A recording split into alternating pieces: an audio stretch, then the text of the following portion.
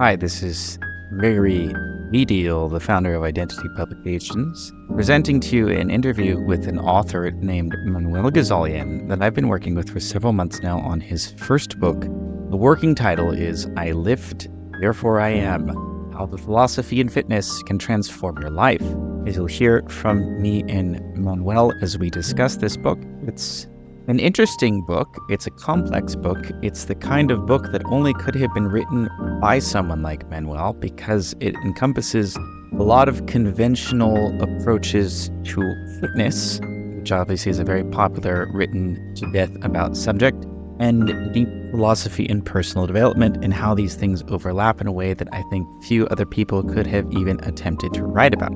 And of course, at Identity Publications, that's what we're all about, writing the book that only you could have written because of your unique perspective or expertise.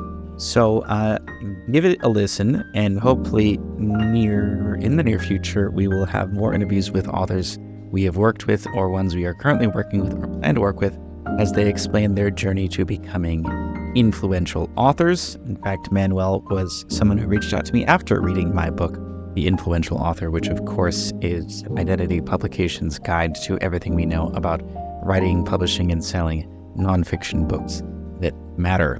And if you'd like to be featured, be with Identity Publications, or you have a book you're working on or would like to start working on, no matter what stage of the developmental process it's at, feel free to reach out to us at identitypublications.com.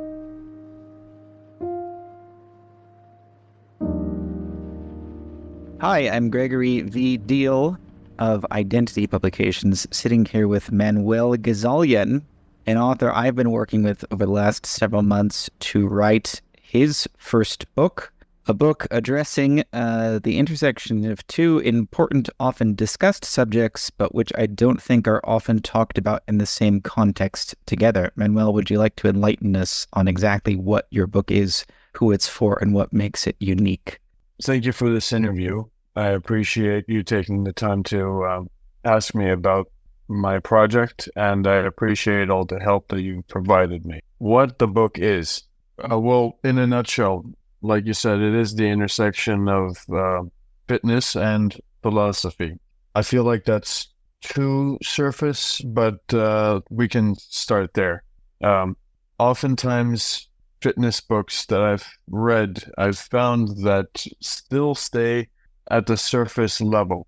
If they go into some sort of psychology, they go more into motivational aspects and how to kind of recover after you've been injured and you haven't been kind of going and training for some time, particularly athletes, not so much just regular everyday gym goers.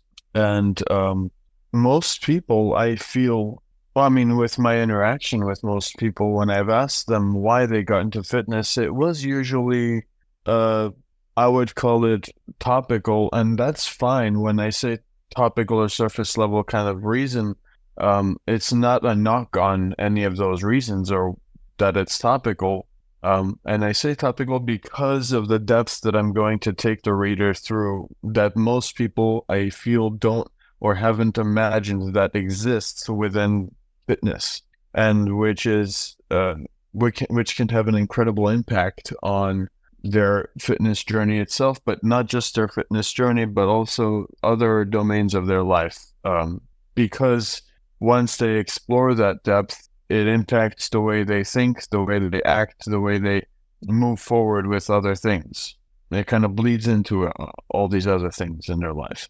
Okay, so what are some of these deeper things that you feel like most fitness books don't talk about, and how do they affect people in ways they don't anticipate? A lot of these fitness books refer to just physical fitness, and they mainly refer to the technical things. The furthest they go in the mentality behind it is being mindful and a little bit of motivation and things like that. But the things that exist that a lot of people do not consider is how to really think about fitness, what it is to them. In the context of this book, I'd like to introduce the definition of fitness as the optimization of the things that you care about most, the thing I would say that you care about most, because here it is again. It's like you have a particular set of resources in your arsenal, and if you want to optimize more than one thing, well, you have more things to allocate resources to, and so you cannot master or really optimize one thing. Then that becomes like, well, what if I want to be a jack of all trades? Sure, but you're not going to have any of those things optimized. You can be well-rounded, I guess. So it sounds like you're taking this concept. You're taking this concept well outside of just strictly physical, because most people, if you say fitness, they think it means getting stronger or faster or leaner, right? Right. Yeah, it's not. I'm not sticking to just fitness, physical fitness. I start with physical fitness. I use the lens of physical fitness and how the engagement in physical fitness can lead to fitness in other domains. And okay, so besides that, I discuss how to optimize, how to choose what to optimize, how to approach that. I hit things like channeling fuel to get a better pump at whatever you're doing, and not necessarily at the gym. The same process that I talk about when channeling fuel particularly can apply to a particular project you're working on, a personal project, work project, doesn't matter. It could be something that will drive you to work some problem that you're having in a particular relationship in your life. But I still start with the physical fitness aspect and how that, because that's what my experience was. That's how it all started with me. And that's why it's easier for me to use the physical fitness, the things I've done within physical fitness that then affected my other areas of life. And other people saw that, and people were asking me, well, how did I take care of this? How did I handle that? And I found myself answering a lot of the same questions, and my answers to those questions helped quite a few people. And then I decided to write this book. But let's say other things that other fitness books I haven't seen hit are misconceptions that people have toward fitness. Maybe someone has thought about getting into fitness, but has had particular fears that they may not want to fit a particular stereotype, or that maybe there were a certain set of rules that exist that they didn't feel comfortable with or didn't want to follow, or that they felt they were not ready to get into because of such boundaries or such traditions, or whatever you want to call them. No, in that regard, I talk about how you can tailor fitness to your lifestyle. It doesn't have to be a particular way. There's no set kind of, no hardcore law or structure that you have to follow. So this is not a book about workout and diet routines. No. Right? It's not I will follow to lose weight or gain muscle. No, it's not any of that. I will include some tips. Is at the time, while I write this book, I am certified as a personal trainer and nutrition counselor, but those certifications don't mean much to me, honestly, because I took those just to find out if there's anything I'm missing that some of these trainers and counselors know that I don't, because I'm basing most of it on, by the way, besides those certifications, most of my life I've studied psychology out of my own love for it. And then I got my degree in it, my bachelor's degree in it, and I decided not to pursue because I just read so much of it on my own and study it on my own that there was no reason for me to go to get a graduate degree if I'm not going to pursue that career. Anyway, I digress. Combining my experience with fitness over the last, I want to say, 15 years, plus my own experience with self-reflection, introspection, helping others, training others, consulting others in not just fitness, but other areas of their life, like relationship management, or when I say relationship management, I'm not like some kind of like dating guru or anything. It had nothing to do with dating at all. Actually, it was more familial, or between two friends or things like that, and other things. And when I listened to people, when you listen to people, you can learn a lot, man. When you really listen, and that's another skill that people need to develop. And other things that I have, again, not seen in fitness books could include like thinking about the words you use in your thinking. And that kind of we've talked about psycholinguistics at some point, just briefly, because it's an interesting thing. It's an interesting concept. How, or the Sapir-Whorf hypothesis, how the words you use, how language affects how you think and how you act ultimately, but it doesn't determine. Let's make that clear. Sapir-Whorf was a derivative of there was another concept. I think it was deterministic. Linguistic determinism is what you're referring to. Right. Exactly. Yes. Exactly. So these are some of the things, like just a few of the things that I discussed in the book, and they also, other fitness books don't really give exercises.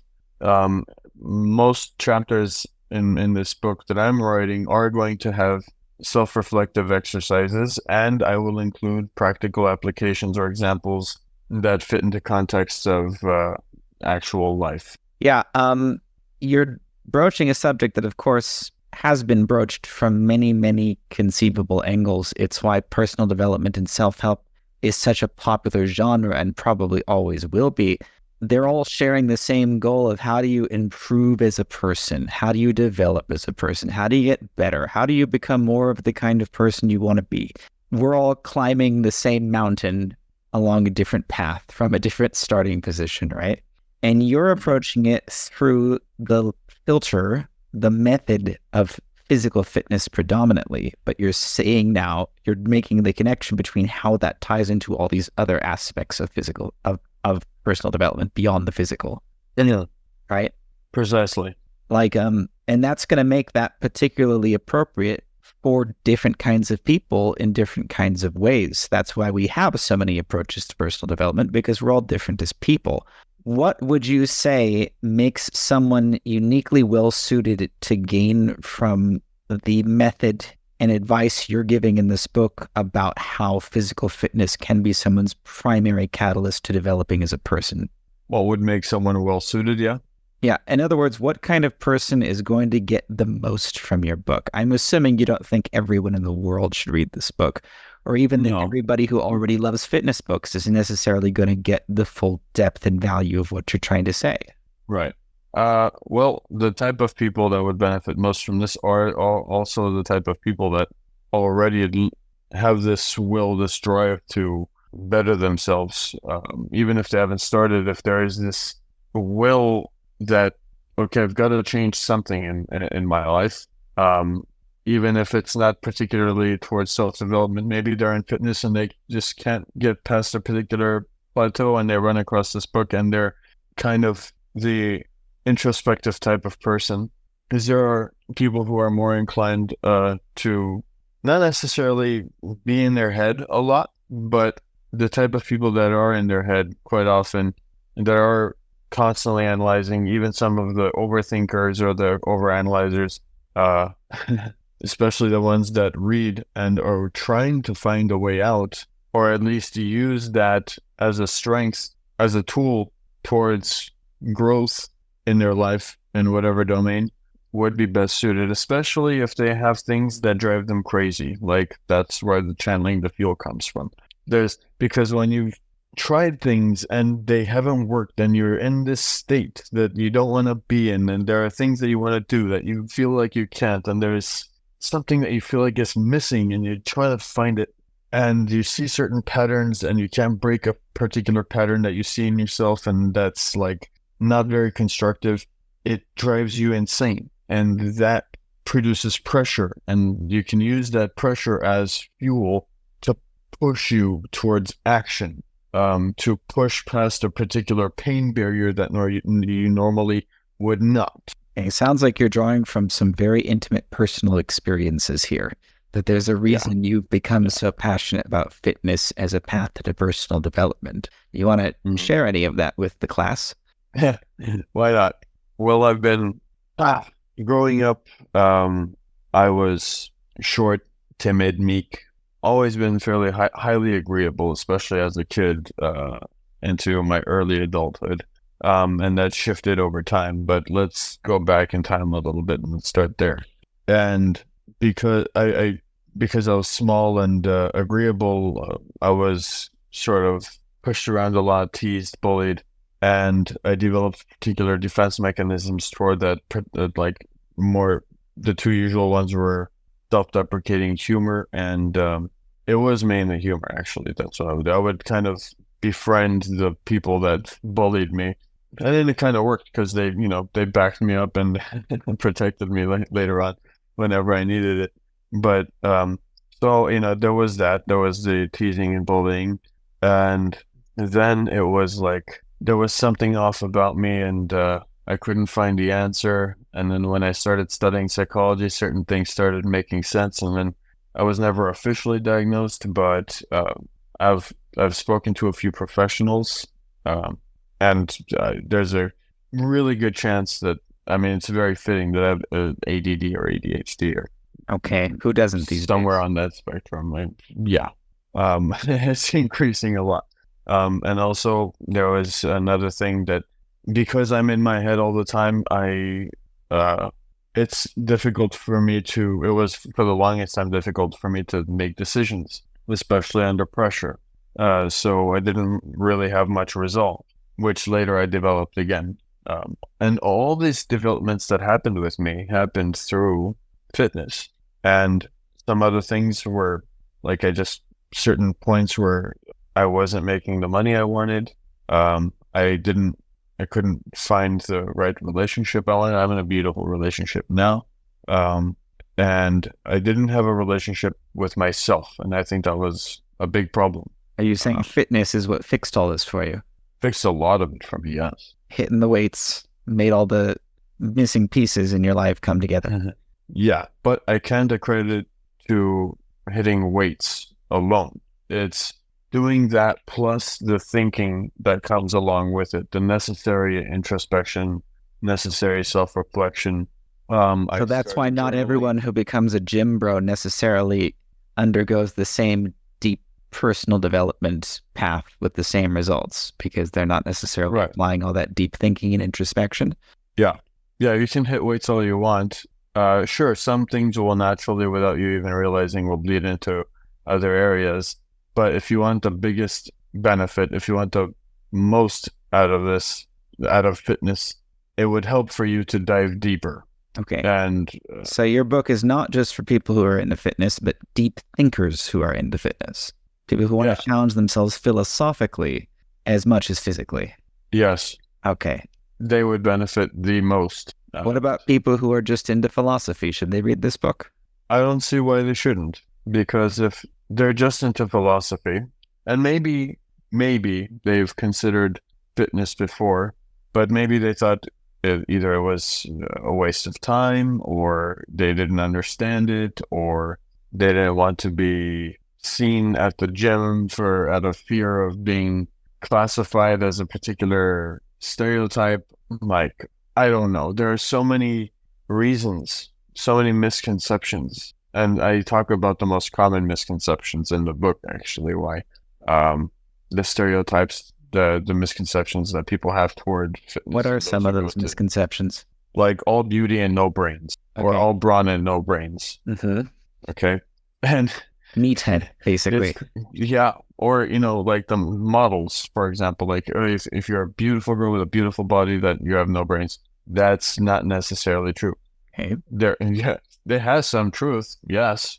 It's optimization after all. If you put most, if not all, your resources into how you look, then you're not going to put enough resources into developing your knowledge base or your intellect or whatever you want to call it.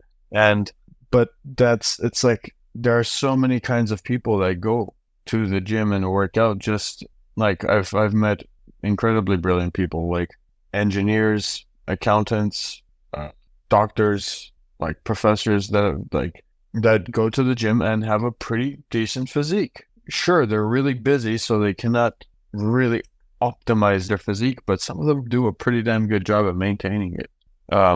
Me, for example, I spend time, like I don't know if I could call myself a writer right now, but writing a book, I think that qualifies you as a writer. Sure. I'm a writer, an artist of If you're sorts. seeking permission to call yourself a writer, I hereby grant you that permission. Oh, thank you, Okay. Craig. So yeah, I guess I'm a writer. I'm an artist of sorts. I've spent a lot of time with art, pencil, pen, ink, whatever. I read a lot. I journal. I do all kinds of things. I'm right now. I actually do software testing at a tech company. I have a flooring business that just started. So you're both a scholar and a warrior. Sure, that sounds good. I'll take it. You know that quote Yeah. about the society that separates its scholars from its warriors, right? What's the quote? The society that separates its scholars from its warriors will have its thinking done by cowards and its fighting done by fools. Thucydides. I'm sure I mispronounced his name, but yeah, you're trying to embody both. You use your brain and your body for the benefit of society and yourself. Yeah. And I'm glad you said benefit of society. One of the major goals of the book really is for the individual to be impacted, well, after they've hopefully applied some of these concepts discussed in the book, become better versions of themselves. And thus there's this ripple effect where they're going to eventually influence other people around them, because by being better versions of themselves, people will see this, they'll become more likable, more respectable individuals, and people who admire others tend to want to be more like those people that they admire. So there's this influence that you're inevitably going to have on people, and that ripple effect leads to some degree a better society. And I contribute as much as I can toward the betterment of society in my own kind of ways, and this is one of my ways. By I improving think yourself, a you more are improving the introspective. world. Huh? By improving yourself, you're improving the world. Yes. How you're putting it? Yeah. It's kind of like be the change you want to see in the world.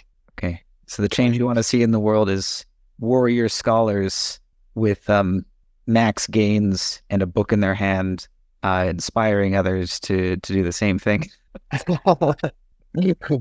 Somewhat.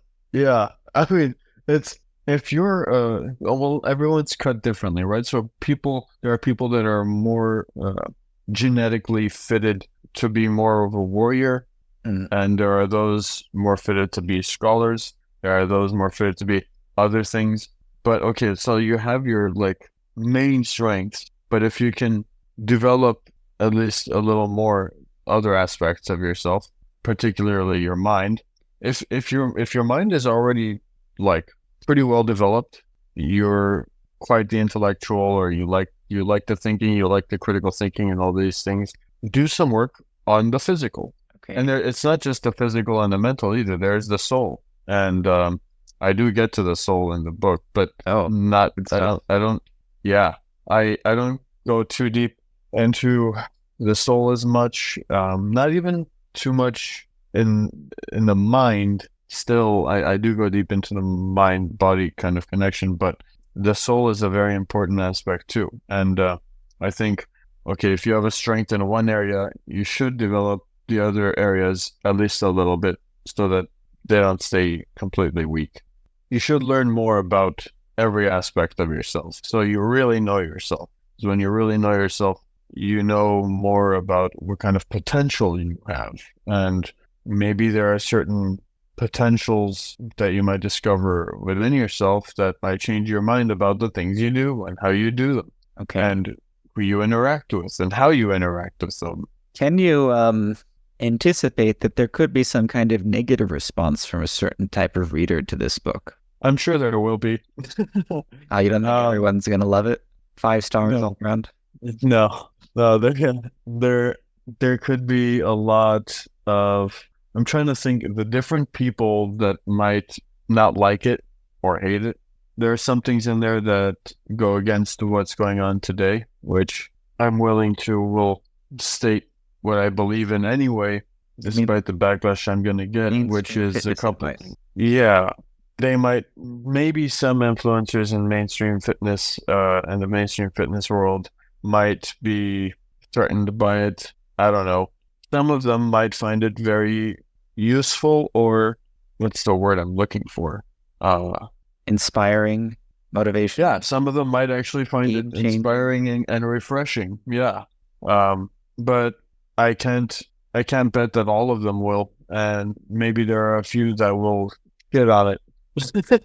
Well, I can give you one direct comparison because, I've produced a lot of books, many of which have been in the personal development genre, both my own books and those I've worked with other people on, most of which have been deep or unconventional books of some kind, right? Because that's kind of the whole point of writing a book that matters. Why just say the same thing everyone else is saying?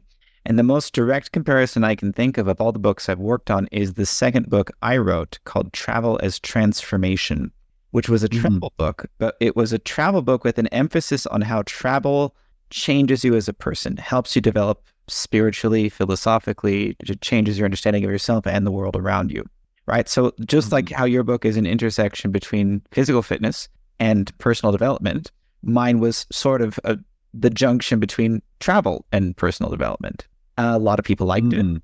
And also, some people did not take too kindly to the kinds of things I was saying. And for a couple reasons that I could predict will probably be relevant in your book too, that you should probably anticipate as the author of an unconventional take on a popular subject. Like, for instance, a lot of people came away from my book with the impression that I was saying everyone in the world needs to spend 10 years as a nomad traveling to every country in the world in order to understand themselves. Otherwise, you don't know anything about yourself. And that's really not what I was saying. I was saying, this is a path I took, and here's what I gained from it. Here's what I think other people like me could gain from doing something like this. Or even if you're not a world traveler, here's a perspective you might not have considered that you could find interesting, right? Or like how you're saying, not everybody needs to be a gym bro, meathead warrior, but probably everyone could benefit a little bit from learning to be a little bit more in shape, a little more fit, right? Even if you are predominantly a scholar, like why not be 10% warrior? You could probably benefit from it. That's kind of the conclusion I came away from that book too. I took a very travel-heavy path, but obviously not everyone needs to do that. But certainly, I think everyone could benefit from a little bit of travel, a little bit of extra cultural immersion, is how I put it. But a lot of people didn't like that. They said, "Well, that's not how other people have to live, Gregory. You don't get that." Or I traveled a lot too, and I didn't have the kind of revelations you're talking about, right? Because just like with your book, fitness is a very popular subject. Lots of people are way into fitness, and they're not going to have the deep, reflective, introspective journey you're talking about, right? So clearly, it's not a foregone conclusion that getting into fitness leads to personal development in all these profound ways, in the same way that traveling around the world does not necessarily lead to this kind of profound personal development. It's the mentality you go into with it, and it's the type of personality you have. A certain type of person is going to respond really well to deep thinking and introspection about this particular domain of life. And I think it's clear from all the time I've spent working with you on this book, that's who you're writing for. Yes, absolutely. You couldn't have said it better. Thank you. I'm a writer. So you are too. We're both writers now. Yeah. I've a long way before I can reach your skill level. Well, you're doing fine for your first book, so don't worry too much about it. Thank you. I appreciate that. Yes. Well, you are a great example of the kind of advice I try to give and kind of the whole purpose of why I started Identity Publications and the advice I give in my book, The Influential Author, that if you think you have something important to say, something that not enough people are saying, or maybe no one is saying as far as you know, and you have a unique ability or unique perspective to bring it out to the world, you should write the damn book. Even if you don't think of yourself as a writer, even if you don't see this being your primary profession, if you're good enough with words and you're determined to get that message out there, you will figure out how to get it out in an acceptable form. Even if it's not the greatest book ever written, even if you're not the most articulate person ever, you're proving that you have something that you think is important enough to figure out how to get down on the page and out into the world. Definitely. I think time is going to pass anyway. And if you have something that you find yourself constantly talking to people about, especially enthusiastically, and you have a lot to say about it, and you constantly sharing with people these things, then I think you potentially could have something to turn into a book. And don't let fear stop you. And this might not even be the last book you write. Who knows? Maybe this is the start of a long, prodigious writing journey for you. I already know that it's not going to be my last one. I have a couple ideas for the next one. What are the next ones, if you're comfortable sharing? Sure. A couple of the ideas that I have are an autobiographical fiction that is, well, I'm going to convey particular messages on probably mental and spiritual growth that I went through in a fiction form. I might exaggerate some things, come up with a completely different realm. Who knows? But the more I thought about it, and this is actually, I'm kind of inspired by Dostoevsky's work, because through fiction, I mean, that's not an autobiographical fiction, but through his fiction, he conveys a lot of rich, philosophically deep material. And I would like to, I'm not going to try and compete with or match Dostoevsky. That's not what I'm trying to say. I was inspired by his style of writing, his type of work. And so through my own lens, through my own experiences, as a fiction, I think I can convey quite a bit. So the reader can look through the lens of a particular character and his interactions and his life experiences, rather than just like a straight up nonfiction technical kind of read. Have the experiences you've already had writing your first nonfiction, this philosophy behind fitness book, has that affected how you think you're going to approach the next books already that you want to write? Yeah. I didn't think that it would be, I'm probably going to use the same kind of style. Well, I mean, same approach with this, where you and I have interviews and you talk to me more about what topics I want to hit. And based on those, I come up with the content that I do. It'll be interesting to see how we're going to approach it that way for fiction.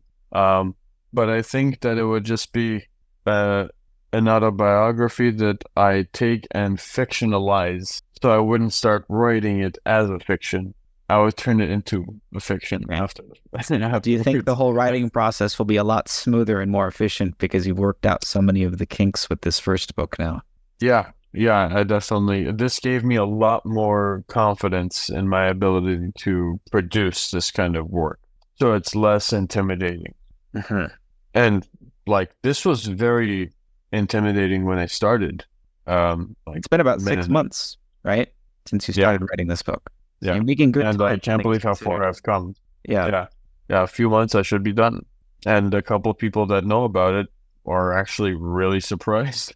I don't know if I should take that as a compliment or an insult. Well, it may not have anything to do with you personally. It may just be because writing a book is one of those things so many people say they're going to do someday, or that they're actively doing, but it just ends up going into 10 years of edits and rewrites and never completing anything. I've worked with people who hired me who could never just stick to a vision and complete it, and I eventually stopped working with them for that reason. So for you to say, hey, I'm going to write a book, that's nice. I hope it works out for you. But for you to actually say, I'm 80% done with it. That's, oh my God, he's actually going to do it. Okay, wow. Lots to talk about it. Few people do it. I actually didn't tell anyone for a very long. I only recently started telling people about it because I wanted to, and it was hard because I like to talk about the things that I do or my plans and things like that. But oftentimes they get sabotaged, and I don't know if it's because of the feedback that I get or if it's me thinking like, well, I already spoke. You actually mentioned this in Everybody is an Entrepreneur, where you're like, they talk about it and they feel like they've already done the thing that they've talked about. They get an emotional reward for talking about it. It's as though they perceive it as though it's actually been done because they talked about it. Yeah. Right. And it was really hard for me. It was kind of exciting too, to kind of keep it hush for a very long time until I've hit such a massive amount of progress to where I'm like, I'm doing this. It's going to be done. I'm like near the end. Now I can tell people about it, especially because I started interviewing people to try and get their perspectives, like female perspective, male perspectives, on some of the target audience members that I have, that I'm targeting. Well, sure. And, the opposite can be true too. I think I'm the kind of person where if I tell people I'm doing something, it creates an obligation that I now have to live up to. Oh, that's what it became. Now I'm writing this book, I have to do it. Now people know I'm building this house, I have to do it. Mm-hmm. Mm-hmm. And that's what it became with me. At first it was the opposite, and then it turned into, well, you better live up to it. So that was an extra push. And I have so many motivations to get this done that, like, it's a done deal. Like, this is going to be done. And I actually, once I started telling people, like, oh, yeah, a few months, now I'm hitting it harder every day to hit that goal. Is it like working out? Is it like I got to hit my target weight? I got to hit my perfect body? Yeah, definitely. And even I stopped trying to. I really had to fight the perfectionist aspect in me. You cannot be perfect because it's never going to happen. And since perfection cannot be reached, that means you're never going to get that damn thing done. You're never going to get the body you want. You're never going to finish the project you wanted to start or you started. You're never going to have the relationship that you want, because I think talk about ideals and perfection in the book. It's damaging. It's good to strive toward it, but you have to understand and really accept that it's never going to be reached. So you have to have some level of, this is good enough. And actually, I have this thing is, if you're going to play the game of good enough never is, like, you got to know what you're getting into. You cannot complain. You can't complain or bitch about something that you're trying to get to perfection and it's not happening, because it's your own doing. I think, and I often tell people, you can either be attached to the process or you can be attached to the outcome.